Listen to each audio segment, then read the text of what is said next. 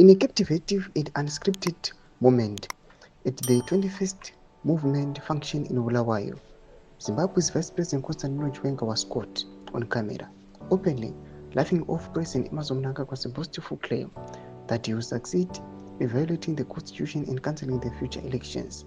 The scene, now making waves on social media, offers a rare glimpse into the brewing tensions at the highest levels of Zimbabwe's political hierarchy.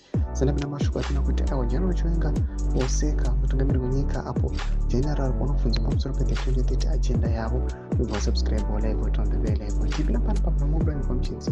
Dressed in a crisp white shirt adorned with bold traditional prints, Chiwenga exuded confidence as he passed on outside the Ministry of Industry and Commerce building.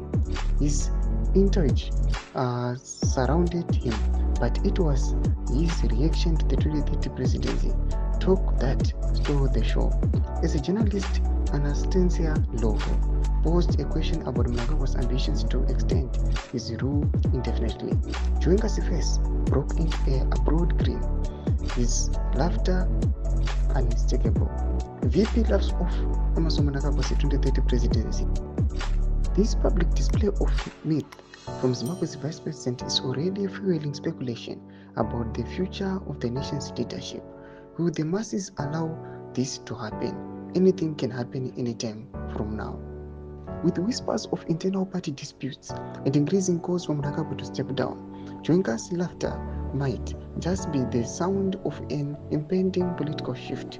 Whether this moment marks the beginning of the end of Mnangagwa's controversial rule remains to be seen, but one thing is certain: this laughter of a vice president can sometimes echo louder than proclamations of a president. Tomashwana muda panapa chinokonza awa generali vachinge vaseka vanouya panapa vachiti awa zvinoreva zvakawanda kuseka ikoko.